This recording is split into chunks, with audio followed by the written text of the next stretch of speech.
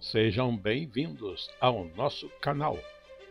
Nós queremos pedir a todos vocês, se possível, se inscrevam no nosso canal e nos ajude a crescer. Também não esqueça de deixar ao final o seu like, se gostou ou não gostou do nosso estudo.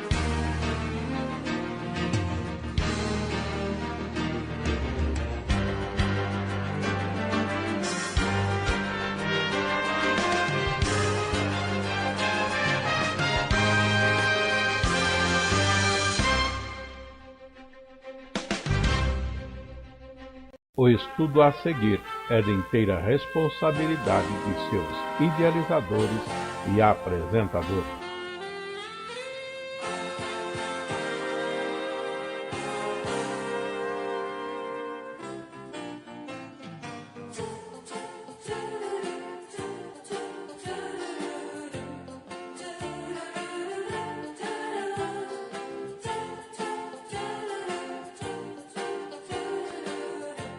Mais uma vez, retornando aos estudos nas Sagradas Escrituras, nós tomamos hoje o tema que é voto e juramento. Nós temos na Bíblia a citação bastante variada, frequente, dos homens estarem em juramento ou tomando um compromisso de voto. Nós queremos trazer algumas palavras neste assunto. Lembremos primeiramente, o que nós podemos chamar de voto é como se fosse uma promessa feita a Deus. Muitos, numa petição a Deus, pedindo o socorro de Deus, colocam-se também num compromisso de algo para com Deus, e assim fica aí selado um voto, um compromisso, através de uma promessa. E juramento também, podemos ter juramento para com Deus, nos comprometermos com alguma coisa diretamente com Deus, ou então quando mesmo para nós termos uma firmeza de palavra ou de compromisso com um próximo, às vezes nós entramos com o juramento. E estas coisas na Bíblia são encontradas e precisamos estar entendendo. Folheando a Bíblia, indo primeiramente para Gênesis, no capítulo 24, talvez seja esta a primeira vez em que se fala de um juramento. Foi quando Abraão chama o seu servo mais velho na sua casa e coloca-o no compromisso de ir buscar uma esposa para seu filho Isaque. Abraão coloca o servo debaixo de juramento de que vai fazer isso, buscar uma jovem para ser esposa de Isaque. Muito bem, e observem que é juramento. No verso 2 lemos: disse Abraão a seu servo mais velho da casa, que tinha o governo sobre tudo que possuía: põe agora tua mão debaixo da minha coxa, para que eu te faça jurar pelo Senhor, Deus dos céus e Deus da terra, que não tomarás para meu filho mulher das filhas dos cananeus, no meio dos quais eu habito. E o servo então tinha que sair, procurar esposa para Isaque e jurar que não iria dar para ele, ou conduzir a ele, uma mulher que fosse filha dos cananeus. Na verdade, tinha que ser dentro da parentela. E o servo se propõe a isso, ainda que questione algumas coisas. E se a mulher não quiser vir? E se os pais não quiserem deixar? Aí Abraão diz: se isso acontecer, está desobrigado do meu juramento. ou deste juramento. Então observe que nesse caso o juramento mais comum também entre os homens é jurar para alguém alguma coisa, tomar um compromisso e diante de Deus estar assim devendo cumprir aquilo. E no caso do servo de Abraão, buscar a esposa e não pegar a mulher dentre as cananeias. É o juramento talvez primeiro que nós temos na Bíblia.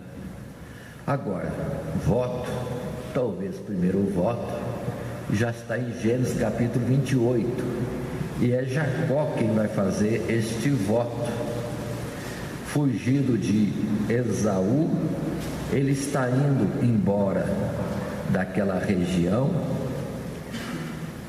da casa de seu pai, e em Betel ele vai repousar à noite e tem aquele sonho de uma escada que liga a terra até o céu, e lá no alto está Deus, e Deus faz para ele promessas, e ele acordando, é ele quem dá este nome para aquele lugar, Betel, casa de Deus. Ele faz um juramento que seria de que daria ao Senhor certamente o dízimo. Isso está no verso 20. Posso ler também o verso 19. E chamou o nome daquele lugar Betel. O nome, porém, daquela cidade de antes era Luz. E Jacó fez um voto dizendo: se Deus for comigo e me guardar nesta viagem que faço, e me der pão para comer e vestes para vestir, e eu em paz tornar a casa de meu pai, o Senhor será o meu Deus, e esta pedra que tenho posto por coluna será a casa de Deus, e de tudo quanto me deres, certamente te darei o dízimo. Aí está o voto de Jacó. Parece até uma troca, né? Uma negociação, mas é um trato.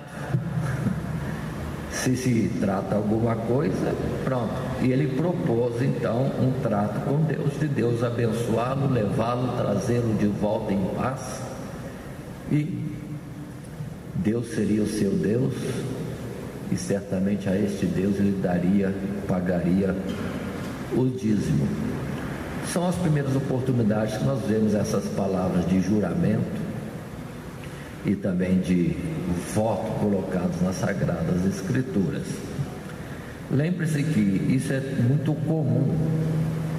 Vemos votos por toda a Bíblia, inclusive nós temos em Atos dos Apóstolos citações diversas de votos.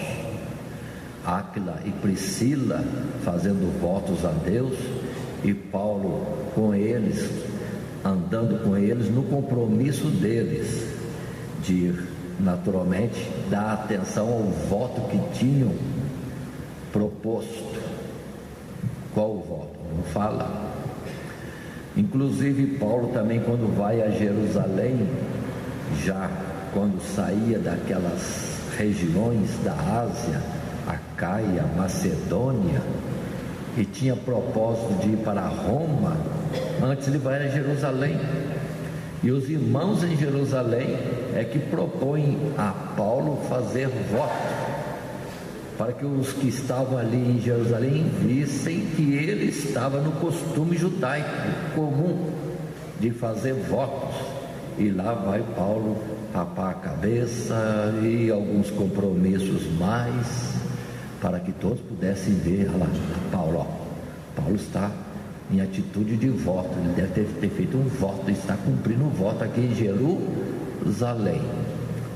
Então isso era comum entre os israelitas, por procedimentos normais, entre eles voluntariamente ou com propósito, como assim temos, para poder dar uma satisfação aos judeus de que Paulo não tinha deixado de cumprir aquilo que era da tradição de seus pais. Muito bem, aí estão algumas palavras iniciais, mostrando voto e mandamento. Logicamente, nós temos situações diversas.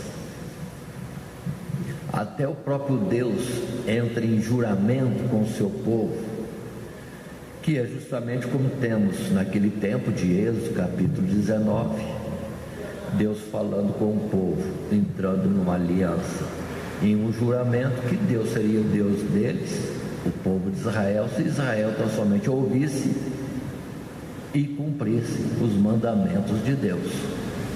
Mas em particular em Deuteronômio, podemos ver capítulo 7, no verso 8, a citação de Moisés, de que Deus mesmo, no passado, fez juramentos aos pais, Abraão, Isaac e Jacó, por exemplo, aqueles que são tomados como memorial do nome de Deus.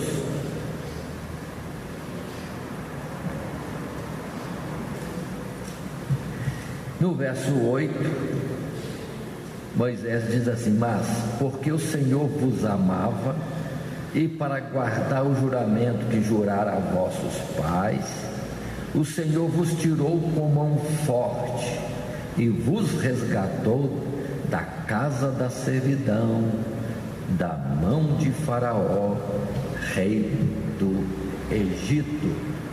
Aí está, juramentos. No caso, Deus tendo feito o juramento, no tempo aprazado, Deus está visitando Israel no cativeiro do Egito para cumprir a palavra que tinha dado no passado. Uma palavra que, na verdade, não foi uma troca como uma aliança com Abraão, Isaac e Jacó, mas Deus entrou com a sua palavra e agora estava cumprindo a citação de Moisés. E na Bíblia toda vamos ver Deus sempre cuidando de cumprir com aquilo que Ele tinha falado. Promessas, podemos dizer nós, ou Deus mesmo às vezes entra com a palavra de juramento. E é interessante observar que em Hebreus nós temos citações semelhantes assim, quanto a juramento, porque Deus entra em juramento. Por quê? O escritor de Hebreus diz: entre os homens isso é comum, e eles juram por alguém maior do que eles, e às vezes pelo nome de Deus. E Deus, para fazer firme a sua promessa de que iria abençoar o povo ou abençoar alguém, ou que Deus tinha tomado um propósito e iria cumpri-lo, Ele entra com juramento. Mas quem é maior do que Deus para que Deus entre no juramento? Não tendo outro maior, Deus jurou por si mesmo algumas coisas. Então é Deus também se empenhando com palavras, se comprometendo com palavras para, naquilo que Ele propunha fazer, na aliança que Ele estabelecia, na promessa que Ele dava, para aquele que recebeu a palavra tivesse certeza que Deus iria cumprir, porque Deus jurou. Deus jurar, mas Deus jurou. E nós temos a palavra que Deus falou para Jeremias, que ele cuidava, zelava, vigiava para cumprir com todas as suas promessas, todas as suas palavras. É a vara da amendoeira, como nós temos na visão de Jeremias. Muito bem. Agora, jurar, fazer voto, muitas vezes, mas é fácil. As pessoas entram facilmente em juramento e em voto, mas precisa ter cuidados, né? Por isso vamos atentar a palavra que está em Números capítulo 30, lá ainda no Pentateuco. O povo aprendendo de Deus no deserto.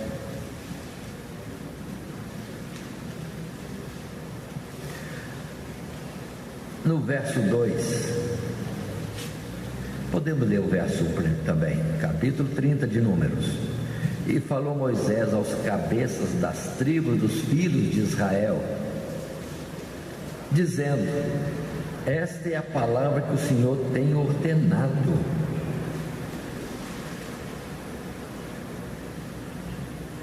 Quando um homem fizer voto ao Senhor, ou fizer juramento, ligando a sua alma com obrigação, não violará a sua palavra, segundo tudo que saiu da sua boca, fará. Segundo falou, certamente fará. Então a palavra é categórica, direta. Entrou em compromisso com Deus, cumpra. Também isso é repetido em Deuteronômio. Leia o verso 21 do capítulo 23 de Deuteronômio, quando está escrito assim: quando voltares, não pode abrir, se quiser, Deuteronômio 23, o verso 21, quando voltares algum voto ao Senhor teu Deus, não tardarás em pagá-lo, porque o Senhor teu Deus certamente o requererá de ti, e em ti haverá pecado.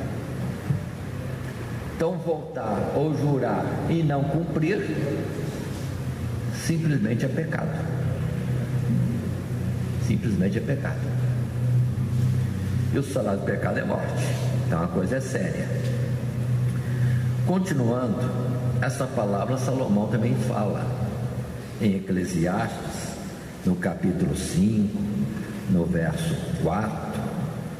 Ele fala exatamente isso. O voto, o compromisso, a palavra dada.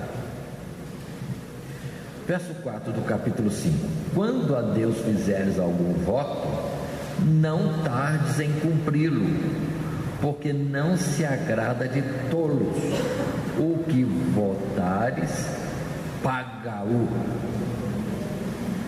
E uma orientação mais, verso 4, verso seguinte, 5: melhor é que não votes do que votes e não pagues. Verso 6: não consintas que a tua boca faça pecar a tua carne, nem digas diante do anjo que foi erro, porque razão se daria Deus contra a tua voz, de sorte que destruísse a obra das tuas mãos. Então considere bem isso, é sério. Deus não aceita falar, comprometer-se e depois recuar, simplesmente recuar. Não, é pecado, é transgressão. Deus requer, e algo mais pode vir além dessas simples palavras, como aqui se colocou bem forte, que Deus se iraria e Deus destruiria as obras de tuas mãos. Então observam, juramento e voto é coisa muito séria, muito séria. Votou, jurou, cumpra. Pronto. Voltar atrás é perigo. Muito bem. Nós temos exemplo na Bíblia, como em Samuel, no capítulo 1, aquela história de Ana, verso 11 e versos seguintes. Ana chega diante de Deus, aflita porque não gerava filhos, era desprezada, vivia sendo humilhada por causa disso, e se inquietava, e foi orar a Deus pedindo um filho, homem. Bastaria pedir, né? Chorar, clamar, e Deus, na sua bondade e misericórdia, poderia atender. Bastaria isso. Mas ela entrou com voto, pronto. Não precisava, Ana, mas entrou com voto. Se o Senhor me der um filho, homem, vou consagrá-lo ao Senhor. E sobre a sua cabeça. Mas observe que Ana fez a petição, comprometeu-se no voto, E Deus lhe deu Samuel. Deus lhe deu Samuel. E ela não tem isso como dúvida alguma.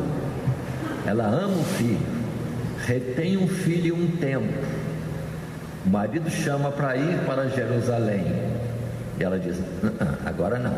Quando eu for, já é para deixar o Samuel lá. Por enquanto, eu vou amamentá-lo. Quando ele desmamar, já vai ser entregue totalmente para o Senhor. E ela cumpre isso.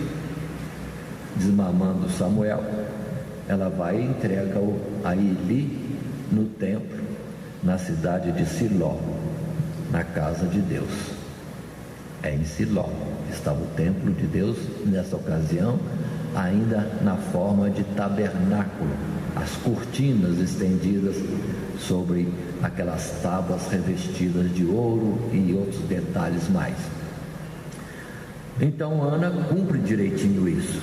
Não tem como desculpa desfazer destas palavras. Nós temos outros alertas, vamos aproveitar e citar logo. A palavra que nós temos em Tiago, por exemplo, que é uma citação da palavra que Jesus disse. Tiago capítulo 5, verso 12, podemos ler. Tiago fala de uma forma veemente, forte e pronto, colocando a instrução diretamente.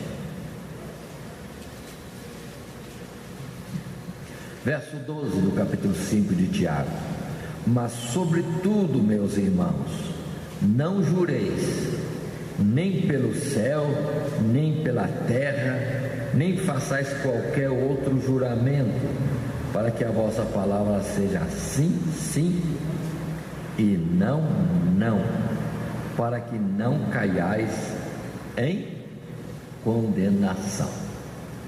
Então, ainda que seja comum entre os homens o juramento, a orientação bíblica é não. Melhor não jurar, melhor não fazer voto, mas ao contrário, a palavra tem que dizer sim, sim, não, não, sem entrar com o juramento envolvendo Deus numa coisa em que o homem, na sua fragilidade, pode se comprometer, cair depois em condenação e expor a ridículo o nome do Senhor. Expor ridículo o nome do Senhor. Aí coloquemos um detalhe de que parece-me que o voto por voto não é tão grave assim como o juramento, em que alguém faz para com o seu companheiro usando o nome do Senhor. Porque quando é ele e Deus, já está devendo. Mas quando é ele citando o nome de Deus num compromisso com o terceiro, ele está colocando o nome de Deus, vamos dizer assim, exposto aos olhos daquele terceiro. Porque se ele não cumprir, Deus vai ser desprezado por causa da palavra do meu juramento? Observe bem isso. Assim nós temos casos na Bíblia que as pessoas entram em juramento usando o nome de Deus, e depois eles se sentem muito mais comprometidos em cumprir, porque o nome de Deus foi colocado.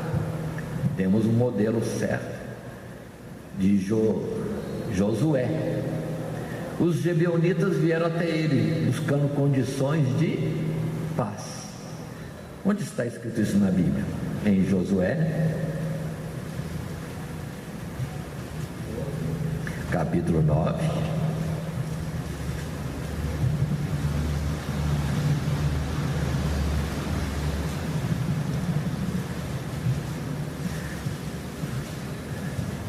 Eles usam de artimanha, eles não usam de correção, fidelidade, sinceridade. Eles estão fingindo.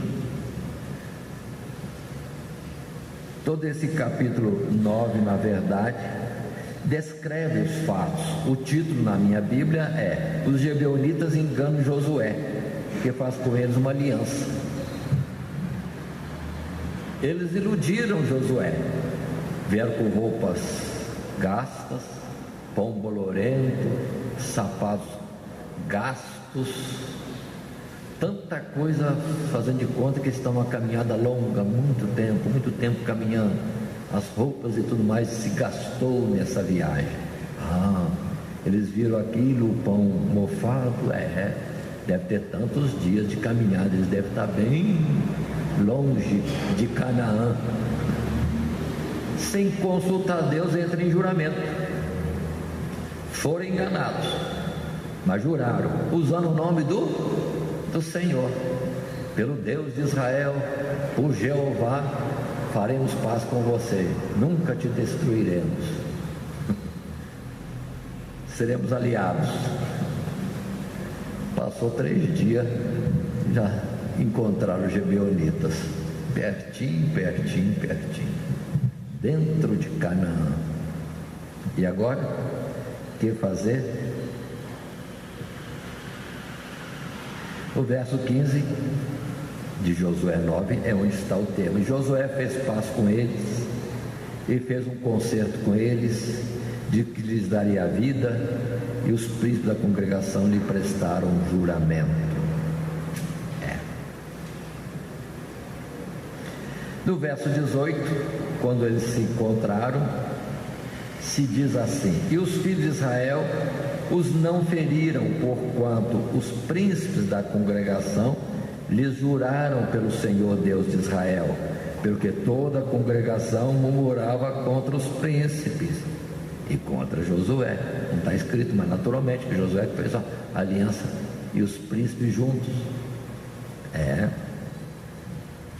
Verso 19: então todos os príncipes disseram a toda a congregação: nós juramos-lhes pelo Senhor Deus de Israel, pelo que não podemos tocar-lhes.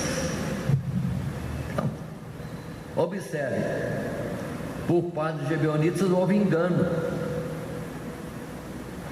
mas isso não anula o compromisso de Israel, que jurou em nome do Senhor que não iria matá-los. Pronto. Da parte dos gibeonitas, engano, mentira, mas da parte de Israel, usaram o nome do Senhor, estão comprometidos, não pode voltar atrás, não podem voltar atrás. E assim temos os gibeonitas sempre misturados com o povo de Israel em toda a carreira da existência de Israel. Só abrindo um parênteses, tem coisas, irmão, que até nos nossos erros Deus é glorificado, que muitos dos gibeonitas se uniram ao Senhor depois. Muitos deles se uniram ao Senhor. Eles tiveram uma boa palavra, um bom testemunho de que Israel cumpriu a palavra, respeito ao Deus de Israel. Então eles viram em Israel uma veracidade e a grandiosidade do nome de Deus, Jeová, o Deus de Israel. Ainda mais vamos entender um pouquinho dessa história quando passados séculos até, no tempo de Saul deu um jeitinho lá de acabar um pouquinho com os gibeonitas, limpar a área, esquecendo do juramento. Saul não teve em conta o juramento feito em nome de Deus e destruiu, matou muitos gibeonitas. E diz a palavra que houve uma mão de Deus pesada sobre Israel. Foi no tempo de Davi, e Davi foi consultar a Deus: Deus, por que esse mal sobre Israel? O que fizemos nós? O que está acontecendo? Aí Deus fala: os gibeonitas, não respeitando o juramento, houve mortandade entre os gibeonitas. Quem fez isso? Saul. Aí Davi reúne os que sobrou dos gibeonitas e pergunta: o que vocês cobram para que de nós se tire a mão pesada do nosso Deus? Porque fizemos juramento através de Josué e Saul quebrou, e agora estamos aí com a mão de Deus sobre nós, seca, fome. Quanta coisa poderia estar acontecendo mais? E os gibeonitas: queremos 7 da descendência de Saul mortos, enforcados, e com isso estamos satisfeitos, requerendo a descendência de Saul o mal que sofreram. E Davi disse: 7. Muito bem, vamos fazer isso. Terrível, né, irmãos? Que dificuldade, né? E Davi vai procurar 7 homens da descendência de Saul para enforcá-los como o pagamento de uma dívida para com os gibeonitas. É quando também Davi fica num impasse. E agora? Um dos primeiros da fila é Mefibosete. Vou cumprir isso em Mefibosete? Posso, porque eu também fiz um juramento em nome do Senhor, que não mataria ninguém da descendência de Jonatas. Então, risca esse nome, puxa o outro aí. Mas Mefibosete não vai estar nisso por causa do meu juramento. Juramento por juramento. E lá foram 7 pessoas, filhos, descendência de Saul, em pagamento ao erro contra os gibeonitas. Então observa a seriedade dos fatos. Deus requer, Deus vai atrás. Mas o assunto não era diretamente com Deus. Eu não falei para Deus. Não, você falou para o outro e usou o nome de Deus. Está devendo. E Deus foi colocado compromissado nisso. E o nome dele não pode ser blasfemado, não pode ser desprezado. Grande é o nome de Deus. Ele mesmo vai requerer. Ele mesmo vai requerer. E no caso, aí está. E com a morte desses 7 da descendência de Saul, a praga, a mão de Deus foi retirada de sobre Israel. Ou seja, a expiação foi feita. Mas agora pergunto: a que preço? A que preço? Os gibeonitas não foram camaradas ainda. Imagina se os gibeonitas falassem assim: foi 3.000 que morreram dos nossos, queremos 3.000.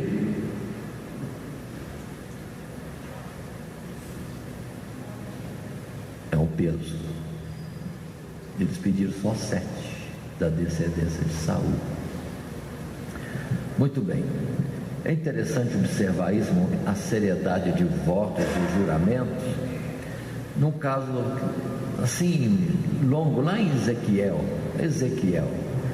vamos ver Ezequiel, talvez no capítulo 17.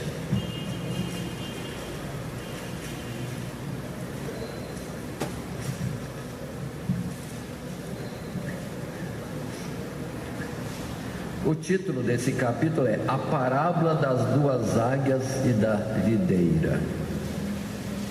Vou resumir o assunto.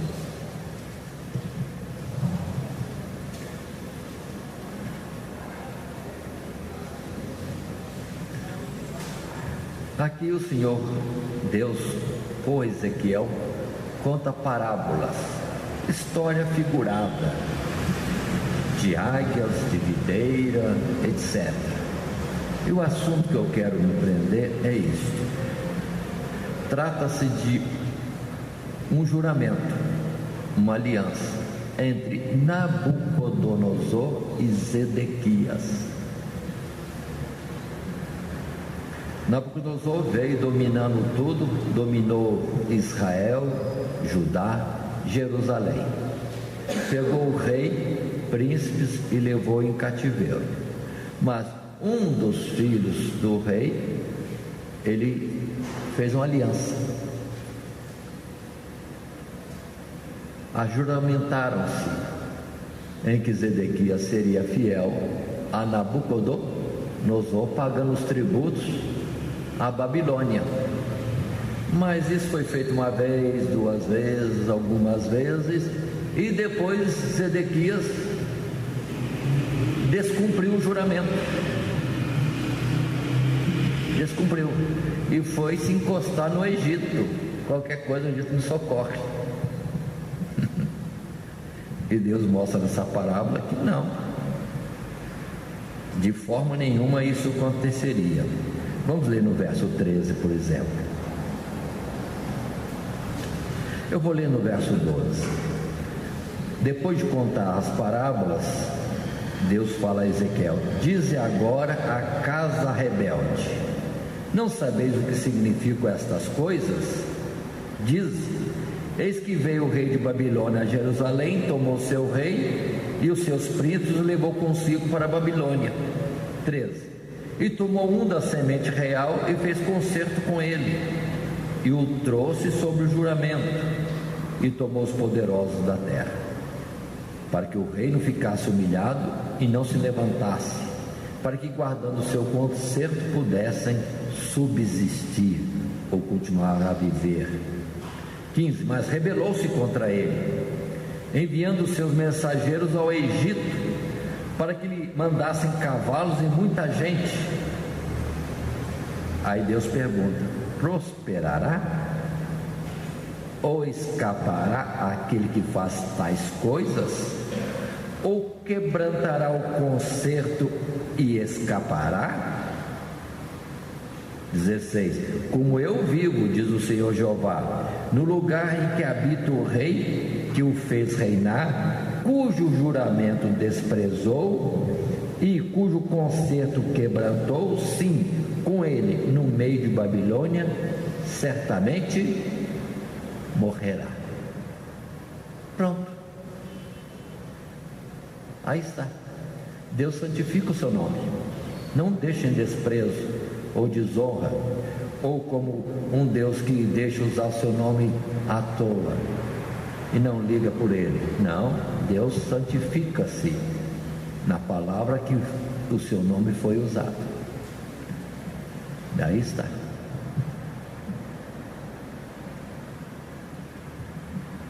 E assim nós, continuamente na Bíblia, nós vemos coisas e coisas e coisas e coisas desse tipo. Deus, na verdade, ajuizando questões entre os homens, entrou com juramento, deu a palavra e não cumpriu. Colocou o nome de Deus, agravou. E lá vai Deus requerer. Um detalhe que nós precisamos ver dessas situações é com respeito a mulheres. Vamos ver a palavra do Senhor em Números capítulo 30. Números capítulo 30.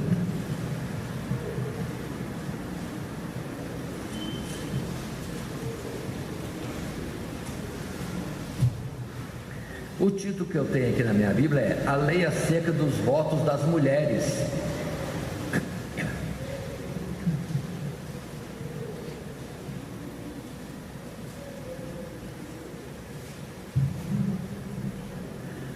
Verso 2. Vamos ler a partir daqui. Quando um homem fizer voto ao Senhor, ou fizer juramento ligando a sua alma com obrigação, não violará a sua palavra. Segundo tudo que saiu da sua boca, fará. Pronto. É o cabeça, ele é dono responsável por si, fará. 3. Também quando uma mulher fizer voto ao Senhor e com obrigação se ligar em casa de seu pai, na sua mocidade, então é uma jovem, ainda na tutela de seus pais. Verso 4. E seu pai ouviu o seu voto e a sua obrigação com que ligou a sua alma, e seu pai se calar para com ela, todos os seus votos serão válidos, e toda obrigação com que ligou a sua alma será valiosa. Mas, verso 5, se seu pai se opuser, no dia em que tal ouvir, todos os seus votos e as suas obrigações com que tiver ligado a sua alma não serão válidos, mas o Senhor lhe perdoará, porquanto seu pai lhos vedou. Então a mocinha em casa fez um voto para Deus. Papai ouviu, consentiu. A filha tem que pagar o voto, está devendo. Papai ouviu, não falou nada. Aqui vale aquele assunto, né? Quem cala consente. Então ela deve, tem que cumprir o seu voto. Mas o pai ouviu e disse: não, de forma nenhuma, não aceita esse voto que você está fazendo para Deus. A mocinha fica descomprometida do voto. Vale a palavra do pai. Por que não quer que a filha cumpra aquele voto? Por alguma razão. com justiça ou sem justiça, ele é o pai. Então, está na tutela do pai, não vale se o pai não concordar. Olha como que o Deus Todo-Poderoso, dono de todas as vidas, ainda respeita quando ele, vamos dizer assim, ele passa a autoridade para alguém, o pai sobre os filhos. Então, o pai não, então não. E se for casado? Aí vem a outra colocação, é o verso 6. E se ela tiver marido e for obrigada a alguns votos, ou dito e refletido dos seus lábios, com que tiver ligado a sua alma, e seu marido o ouvir e se calar para com ela, no dia em que o ouvir, os seus votos serão válidos, e as suas obrigações com que ligou a sua alma serão valiosas. Mas se seu marido lhe obedar no dia em que o ouvir e anular o seu voto, a que estava obrigada, como também a declaração do seu lábio com que ligou a sua alma, o Senhor lhe perdoará. Então a mulher submissa, sujeita ao marido, também não pode decidir por si, tem que ter a concordância do marido. O marido não quer, não aceitou, pronto, Deus sempre fala, não está devendo nada. É uma palavra que não está com validade, porque o marido, cabeça do lar, a quem a mulher deve submissão, negou. Mas se ele consentir, se ele se calar, pronto, já está devendo. A mulher deve o seu voto.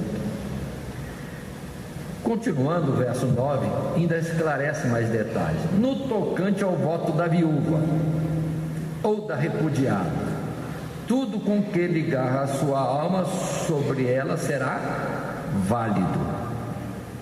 Será válido. Aí está diferente.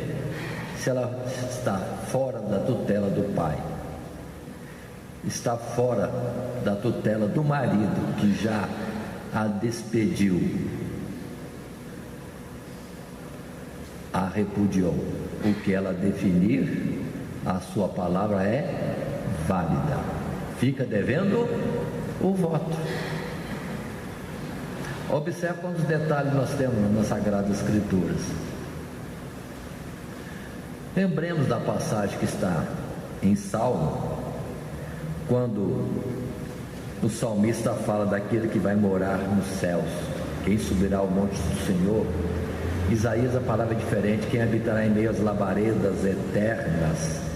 Existem condições colocadas, e uma delas é essa: aquele que, tendo dado a sua palavra, não muda, ainda com dano seu. Muitos levam isso muito a sério, irmãos, e faz por menos, e não pode. Comprometeu-se com a palavra diante de Deus, cumpre. Ah, mas eu vou ser lesado nisso. Fica lesado, ainda com dano seu, cumpra, porque já está selado o compromisso. Deu a palavra, concordou com palavras, está devendo. Então simplesmente cumpra e sofra o dano. Por isso que também a palavra diz: é melhor não votar do que votar e depois não cumprir. E outra palavra, melhor não jurar. Não jureis. Vai envolver o nome de Deus numa coisa que depois você vai ter que responder, e o nome de Deus pode ser exposto, e Deus não vai deixar isso por menos. A terceira pessoa com quem você usou a palavra de Deus poderá não respeitar a Deus por causa da sua citação. Então, de forma nenhuma, melhor não jurar. Agora, com isso, irmãos, muitos podem pensar que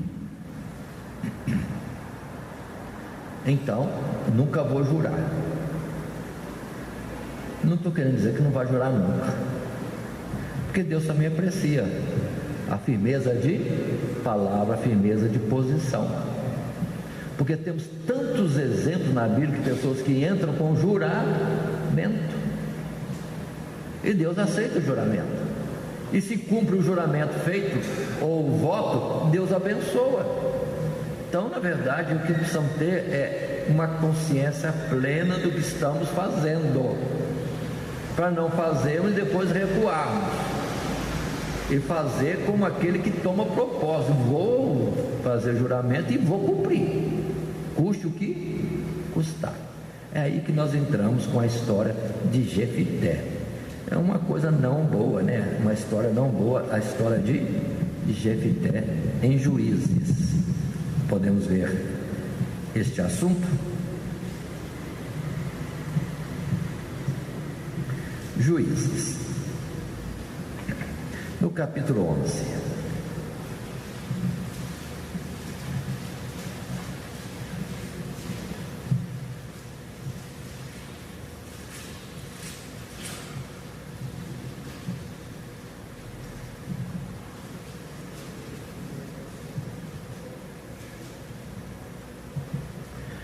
A palavra fala de Jefité no capítulo 11, nos primeiros versos.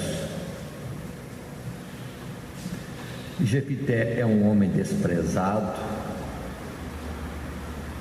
da sua cidade, dos seus conterrâneos. Mas quando vem o aperto, os inimigos estão à porta, aí vão buscá-lo.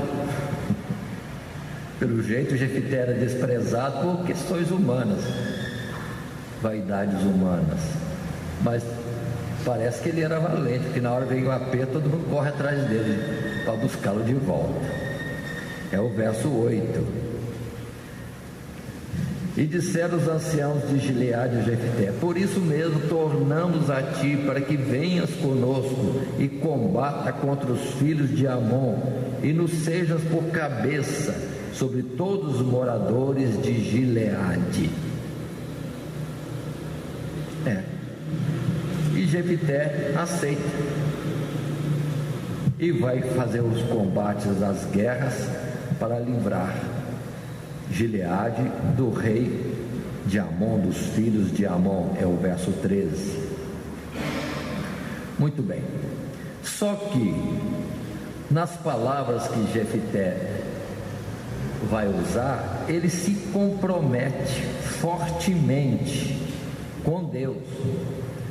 Ele entra com um voto precipitado.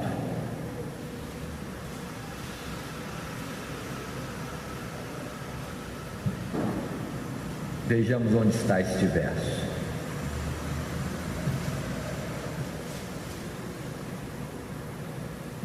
Verso 30. E Jefité fez um voto ao Senhor Deus e disse: se totalmente deres os filhos de Amon na minha mão, 31, aquilo que saindo da porta de minha casa me sair ao encontro, voltando eu dos filhos de Amon em paz, isso será do Senhor, e eu o oferecerei em holocausto. Ele estava na guerra de Deus, na luta contra os inimigos de Deus e do povo de Deus. E ele antes tem uma ótima palavra, porque ele pega a história do povo de Israel e fala para os amonitas: lembrem-se da história no passado. Qual foi o procedimento de Israel para com Amon? Poupou Amon, não destruiu Amon porque é parente, e etc. E veio considerando vários fatos, a determinação de Deus: Canaã é para vocês, a terra de Amon é para Amon. Não entra nessa questão. Então Jefité mostra que é conhecedor da história bíblica, mas Amon não quer saber, quer combater o povo de Deus. Não precisaria ele fazer esse voto, mas ele fez. E quando ele retorna para a casa dele, quem é que vem ao seu encontro? A mimosa, a vaquinha, que ele tinha muita alegria nela. Há uma ovelhinha lá de qualidade, uma espécie rara? Não, moço. É o jumento ou o cavalo com que ele andava quando estava ali? Não. Perdoe eu fazer essas citações, depois vamos ver se a gente usa isso. Quem vem ao seu encontro? A própria filha. A filha dele. Verso 34. E vindo, pois, Jefité a Mispa, a sua casa, eis que a sua filha lhe saiu ao encontro com adultos e com danças, e era ela só, a única, não tinha outro filho nem filha. 35. Observe a seriedade do momento.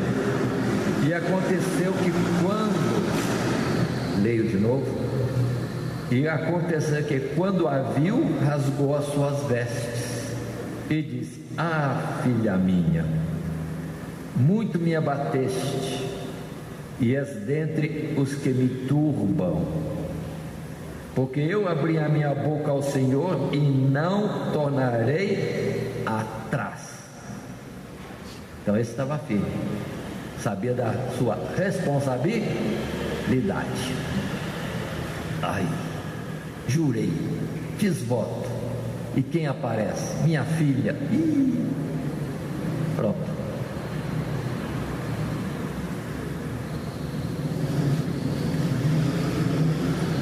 E ele já disse: não vou recuar. 36, parece que a filha já entendeu nas meias palavras tudo. E ela lhe disse: pai meu, abriste tua boca ao Senhor? Faz de mim como saiu da tua boca, pois o Senhor te vingou dos teus inimigos, os filhos de Amon. Disse mais a seu pai: faz-me isto. Ela fez um pedido: deixa-me por 2 meses que vá e desça pelos montes e chore a minha virgindade, eu e as minhas companheiras. E disse-lhe: vai. E deixou aí por 2 meses. Então foi-se ela com as suas companheiras e chorou a sua virgindade pelos montes. E sucedeu que ao fim de 2 meses tornou-as elas para seu pai, o qual cumpriu nela o seu voto que tinha feito. E ela não conheceu varão, e daqui veio o costume em Israel, que as filhas de Israel iam de ano em ano a lamentar a filha de Jefité, o Gileadita, por 4 dias no ano. Aí está. A moça não podia ser dada em casamento a ninguém. Faz parte de um voto. Pertence a Deus. Mas qual foi a palavra que ele usou mesmo? Aquilo que sair da minha casa ao meu encontro, eu vou oferecer em holocausto. Aí fica isso no ar. Então, depois dos 2 meses que ela chorou bastante, ela voltou para o pai e o pai a sacrificou em holocausto? Sim ou não? Se ele fizesse isso, ou se ele fez isso, errou fortemente. Ele falou? Falou. Se ele cumpre, ele erra.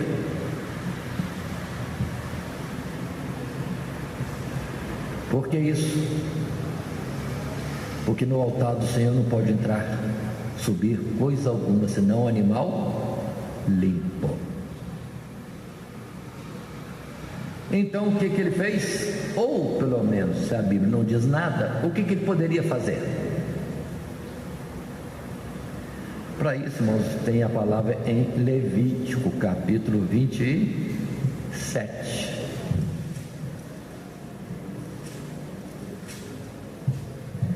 Votos particulares e a avaliação deles.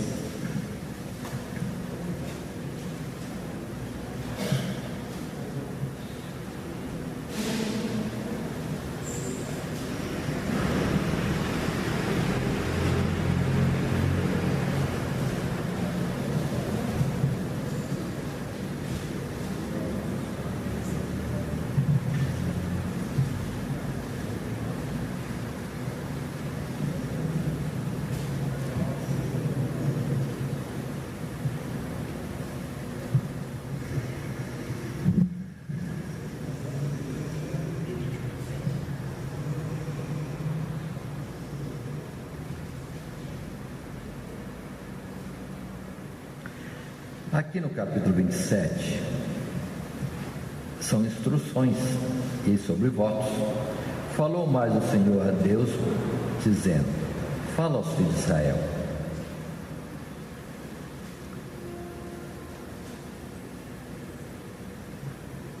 E diz-lhes: quando alguém fizer particular voto, segundo a tua avaliação, serão as pessoas ao Senhor. Existe outro ponto, irmãos, é a questão da avaliação daquilo que foi votado. Aí, por exemplo, verso 3: se for a tua avaliação de um varão da idade de 20 anos até a idade de 60, será a tua avaliação de 50 ciclos de prata, segundo o ciclo do santuário. Porém, se for fêmea, a tua avaliação será de 30 ciclos. E segue outras avaliações mais. Há detalhes diversos. Então observe que a mulher, a filha de Jefté, cumprindo ele o seu voto, ele poderia fazer esta substituição. Qual o valor da mulher? 30 ciclos de prata. Então estou devendo 30 ciclos de prata. É uma saída.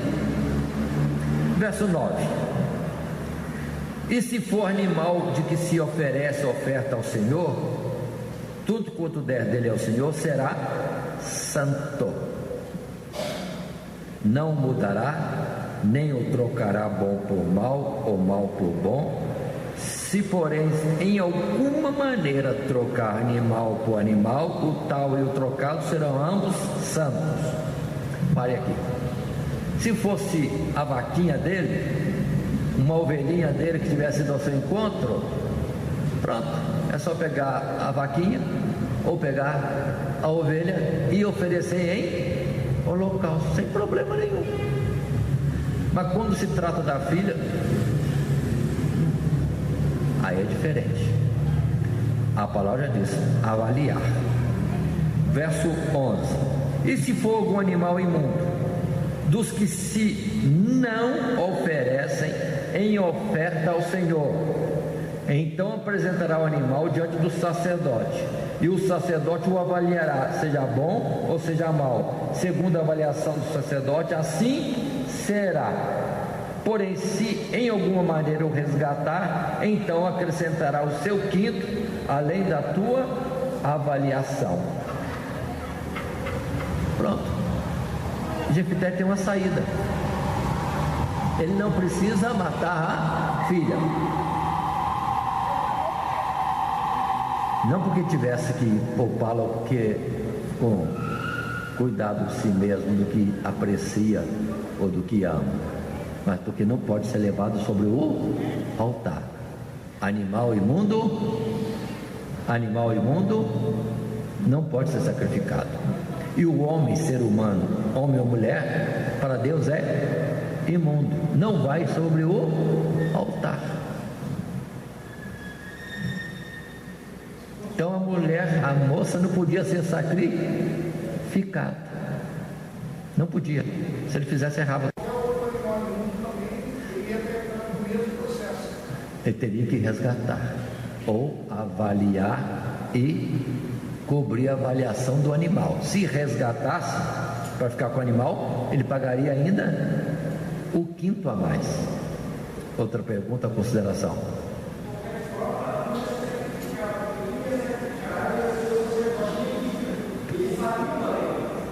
Se o sacerdote soubesse mesmo, ele não poderia sacrificar. Mas vamos ver, Tiago falou? Porque Saul, ele usou a palavra sacrifício.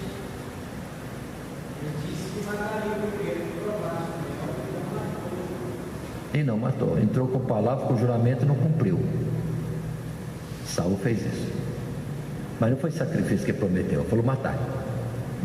Então, Jonas era para estar morto.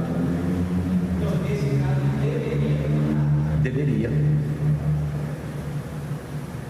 deveria. Mas o povo que não deixou. O povo que não deixou. Porque a falha estava no Saul e não era em Jonatas. Na verdade, aí o cabeça é o povo. Saul estava sendo, na verdade, quase que uma cauda, porque não estava mais no temor do Senhor. Seria injusto. Ele cumpriu com a palavra dele, que não tinha valor nenhum, porque ele estava já rejeitado por Deus. Não entendeu, irmão Tiago? Aí foi o livramento de Deus para o próprio Jonatas, porque Saul não tinha firmeza de palavra, não tinha posição definida. Mas vamos lá, como alguém disse, consideramos antes, se é animal imundo voltou ao Senhor, não pode ser sacrificado, tem que ser trocado, avaliado, qual o valor dele, e se resgatar, acrescenta 1/5. Mas vamos ver mais alguma palavra aqui.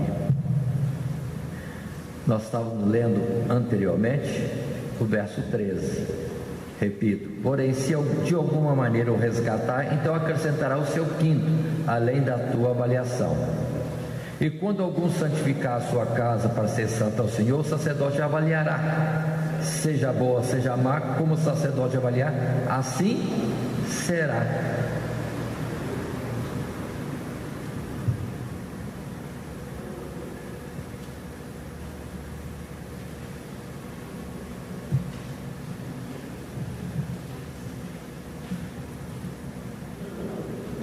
Então consideremos esse ponto de Jefité. Ele entrou com um voto precipitado. A vítima seria a filha. Ele não pode sacrificar a filha. O correto, vamos supor que isso tenha sido feito, ele resgatou. Só que existe uma palavra que diz que o resgatado também será do Senhor. Não vai para o altar sacrificado, mas é do Senhor.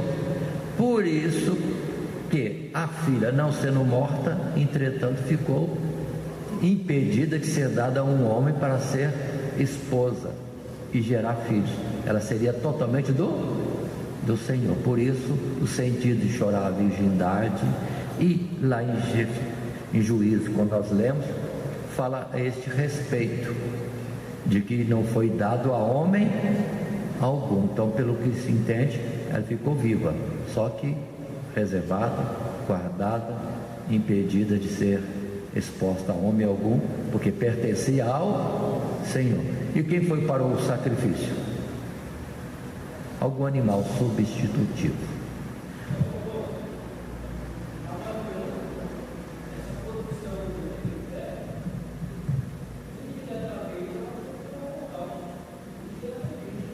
Indiretamente, porque ela agora não era dona de si, nem era filha dele, era a do Senhor. Não morreu de morte em holocausto, porque é impróprio, mas ela não pertencia a si, não pertencia ao pai, nunca poderia pertencer ao marido, era de Deus só. E assim ficou toda a sua vida na virgindade.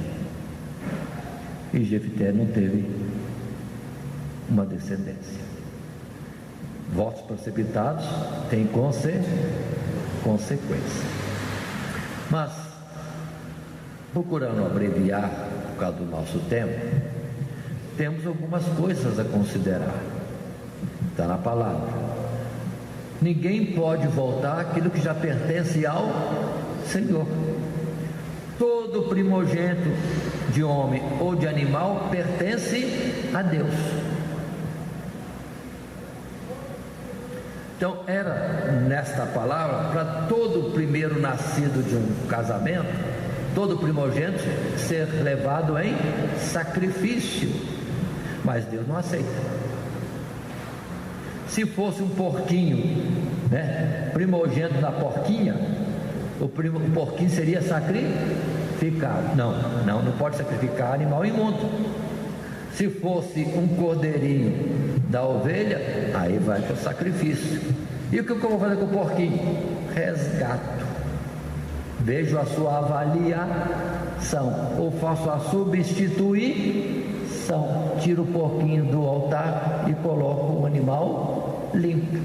Assim era determinado com respeito aos primogênitos. Era para o primogênito morrer, porque pertence a Deus. A vida era entregue para Deus no altar, mas não, Deus não aceitaria o animal imundo, o homem imundo, no altar dele. Então o que faziam? Houve uma troca. Vocês me dão os levitas, não vão para o altar, mas serão meus. Aí houve uma troca. Então todos os levitas são do Senhor para pagamento dos primogênitos que não serão levados ao altar. Agora houve um excesso. Houve um excesso. Tinha mais primogênito do que levitas. O que fazer? Aí paga com o ciclo, segundo a avaliação de cada um. Ou então cordeiros eram levados para serem sacrificados no sistema da substituição. Um animal morria pelo primogênito. Então ninguém pode oferecer a Deus primogênito, homem, nem primogênito da vaca. Vou oferecer assim um voto, vou dar o filhinho da mimosa para Deus quando ele nascer. Vai ser o primeiro? Vai. Então não vale, que já é de Deus mesmo. Entenderam esse particular? Assim vão entender. Tem gente que vota o dízimo. Ah, Deus, eu voto e vou pagar o dízimo, que nem Jacó. Bom, só que o dízimo não é seu, o dízimo é do... Então você não pode votar o dízimo. Jacó fez, foi o primeiro. Talvez não tivesse essa ciência, mas o outro tinha que cumprir. O meu Deus seria o seu Deus. O Deus que lhe apareceu em Betel seria o seu Deus. Mas apresentar, voltar a Deus uma coisa que já é dele, não vale, não te pertence. Como é que você vai entrar como compromisso de aliança se não é teu? Então esses detalhes também são colocados nas Sagradas Escrituras para a gente fazer o que é correto, que é justo de tempo em tempo. Mas consideremos dentro dessas palavras que nós estamos trazendo, de tudo que a nossa boca pode falar, vamos nos guardar dos votos, vamos nos guardar do juramento, porque estamos entrando numa área perigosa. Votou ao Senhor, tem que cumprir. Deus é grande, é uma majestade, autoridade máxima, não deixará o seu nome assim exposto, ele vai requerer. Nós temos um mandamento também, uma palavra semelhante, né, irmãos? Não tomarás o nome do Senhor teu Deus em vão. É mandamento. Então nem em voto nem em juramento vão tomar o nome do Senhor em vão. Mas se temos um compromisso com alguém ou com Deus, fique o sim pelo sim, o não pelo não, e basta. Mas se entrar com votos, saiba que Deus aprecia. Se houver sinceridade, é um perigo a gente querer descumprir depois ou mudar, e Deus não aceita isso não. Então vamos evitar, mas faça com consciência, dentro daquilo que pode cumprir, porque Deus não está pedindo nada. Pensa adequadamente para depois abrir a boca em compromisso, porque não se volta atrás. Eu sei que Deus é grande e nós somos tão frágeis, tão pecadores. Há votos, irmão, que as pessoas fazem que são uma loucura, simplesmente é impossível de se cumprir. Uma situação assim, pelo que fazer? Nós não temos mais no tempo da lei para chamar o sacerdote, o sumo sacerdote, avalie esse fato aqui que eu me comprometi, agora eu não posso cumprir. Não temos sacerdote para isso. Não é tempo mais de pegar um cordeirinho ou um bezerro e sacrificar em resgate do meu voto. Não é tempo disso. O que fazer, irmãos? O que fazer? Lembremos na Sagrada Escritura, em Levítico capítulo 5, Levítico capítulo 6, todo aquele que entra com palavras de falso testemunho ou juramento que não cumpre, é pecado diante de Deus. E ali a palavra em Levítico 5 e Levítico 6 fala bem claro: usou a palavra e não cumpriu, é culpado na transgressão que comete. Vai ter que oferecer um sacrifício para expiação de culpa e depois apresentar um sacrifício de expiação do pecado. Então tem a sua gravidade. E o que fazer hoje? O que fazer hoje? Hoje não tem mais nada disso. Tem sim. Ainda tem Jesus Cristo, Cordeiro de Deus. É quando você, com sinceridade, pelo amor de Deus, não vão achar uma porta aí larga não. Ela está estreita ainda, o caminho é apertado. Sinceridade, pedir misericórdia e perdão, porque já pecou, já é réu de morte, e não haverá salvação diante de Deus.